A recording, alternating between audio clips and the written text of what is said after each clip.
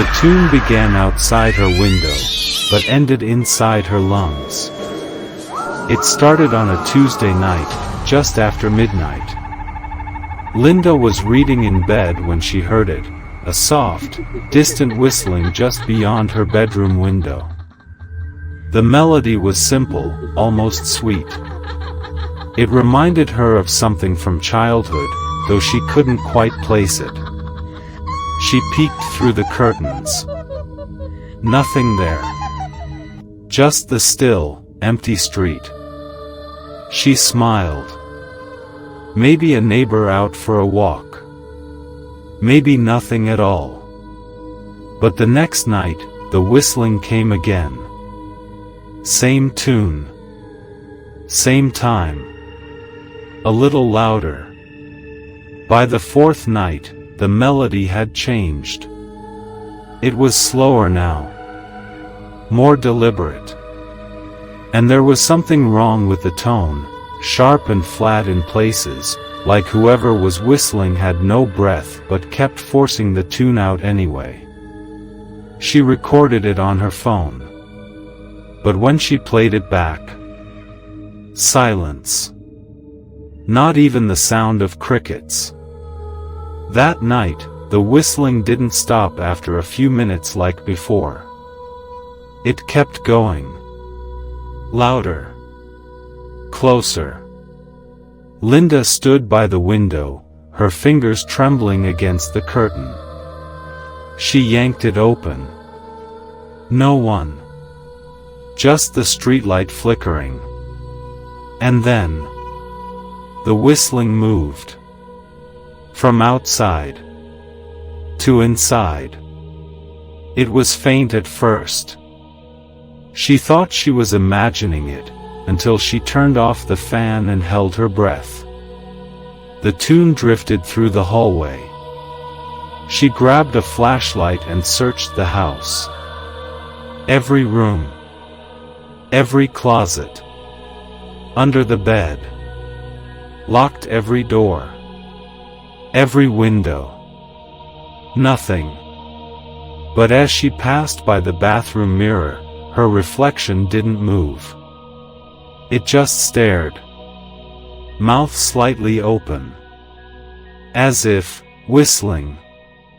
The next night, she didn't sleep. She sat in her living room with every light on. TV blasting. Phone in hand. At 12:03 a.m., the power went out. Silence swallowed the house. And then, whistle. Not from outside. Behind her. She spun around. The flashlight flicked on, empty hallway.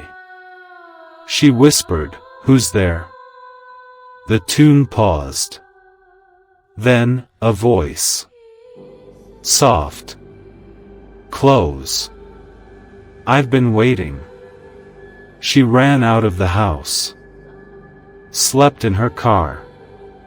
Didn't return until sunrise. Told her friends. They laughed it off. "You've been watching too many horror movies." So that night, she tried to ignore it. Put in headphones. Played white noise. But even over the static, she heard it. The whistle. Inside her room. Right next to her. She turned. And he was there. A tall man in the corner, skin stretched tight across his face. Eyes sunken. No lips, just a gaping mouth with blackened teeth, exhaling the cursed tune through hollow cheeks. She screamed. Reached for the lamp. Gone. No trace. Just the whistle, fading down the hall. The next morning, her neighbor knocked on the door. No answer. She called the police.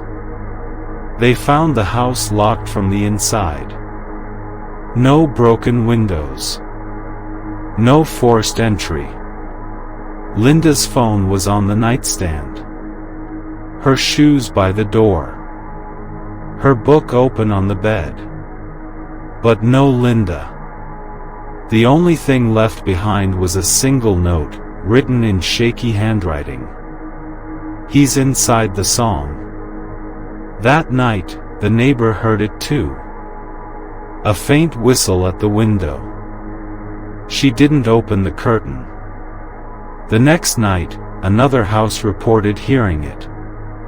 Now the whole street avoids going outside after midnight.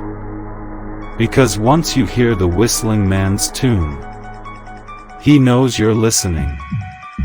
And once you listen, he comes. Love true horror that lingers after the music fades? Subscribe for more nightmare stories. But if you hear whistling tonight, don't follow it. Don't open the window. And never whistle back.